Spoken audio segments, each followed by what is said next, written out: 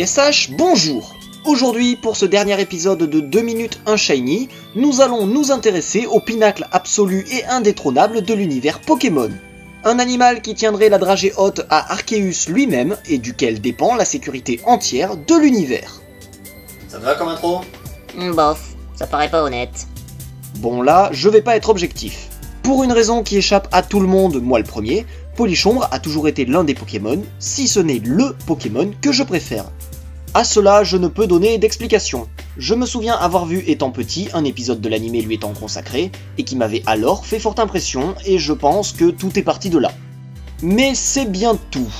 Pourtant, comme je l'ai à de nombreuses reprises rappelé dans mes dernières vidéos, j'appréciais l'animal au point de nommer initialement ma chaîne YouTube après lui, et de bricoler par moi-même une peluche à son effigie, dont je vous laisse seul juge de la qualité. Il constitue également un cas assez unique dans ma carrière de Shiny Hunter, étant le seul monstre du bestiaire que j'ai chassé à 2 reprises de façon tout à fait volontaire, au même endroit, à quelques années d'intervalle et sur 2 générations différentes. 2 recherches dont les vidéos sont encore et toujours disponibles quelque part sur cette chaîne. Mais assez parlé technique. Polichombre est un Pokémon qui, malgré sa bonne bouille... J'ai dit bonne bouille. Fais un effort, blaireau, arrête un peu de tirer la tronche en permanence. Bon, c'est un Pokémon qui, malgré sa bonne bouille, a des mœurs au mieux étranges, au pire complètement malsaines. Voyez par vous-même. Les Polichombres se nourrissent des émotions négatives, ils sont attirés par les sentiments de jalousie, de vengeance, de rancune. Ils errent dans les villes à la recherche des gens qui n'ont pas le moral, ils apparaissent en nuée devant leurs victimes. Bref, des animaux absolument adorables, je peux en témoigner, j'en ai un qui squatte chez moi depuis des années. Il n'y a donc pas à s'étonner que cet animal fasse preuve de mauvais esprit. Ah, mauvais esprit, t'as compris? À longueur de vidéo. Et si encore c'était que toi, ça irait, mais t'es contagieux. Maintenant, même Créfadé se comporte comme un salopard. Mais il y a pire. Je fais un hors-sujet rapide pour évoquer le Pokémon Branette, qui, à son niveau, est tout aussi malsain puisqu'il s'agit d'une peluche abandonnée, ramenée à la vie par son désir de vengeance.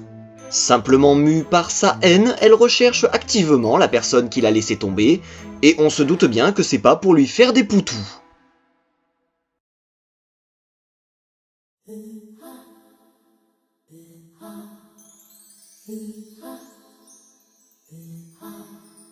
Soyons clairs, si tu fais ça, je te casse la gueule.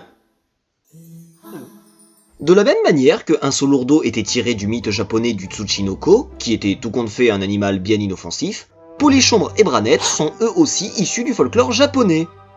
Les Tsukumogami, littéralement dieu-outil, ou bien dieu du deuil, ou bien dieu de 99 ans, difficile à traduire ce truc-là, sont, comme leur nom ne l'indique pas trop, des objets inertes, des babioles sans intérêt ayant pour une raison inconnue acquis une conscience.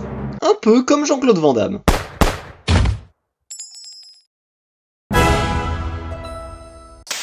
Histoire de rigoler un bon coup, et pour nous faire relativiser la nullité de un Solourdo, voici quelques exemples de Tsukumogami bien connus.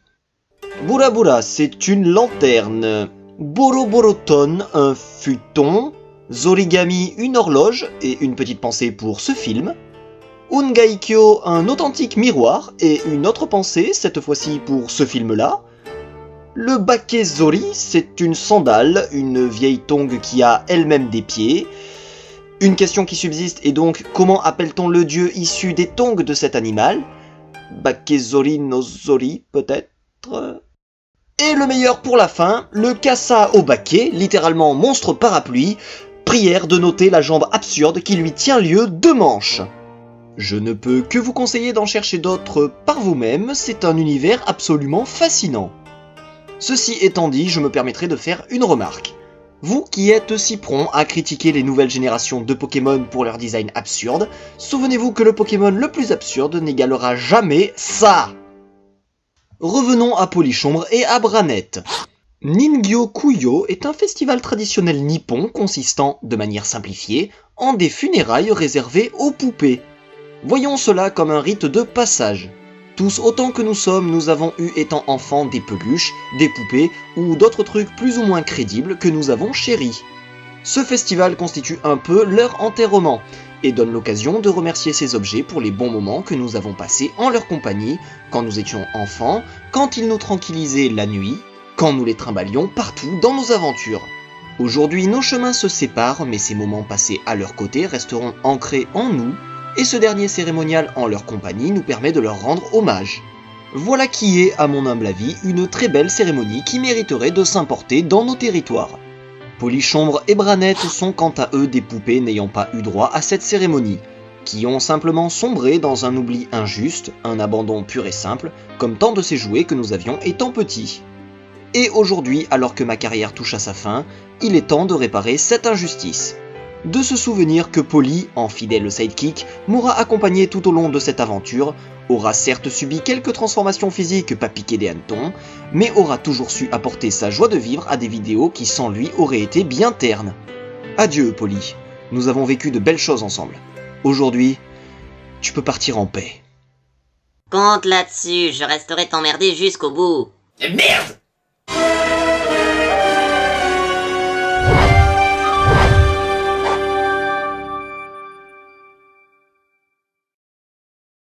Bon ben voilà, 2 minutes en shiny, c'est terminé. Voilà une mission bien accomplie. Great job.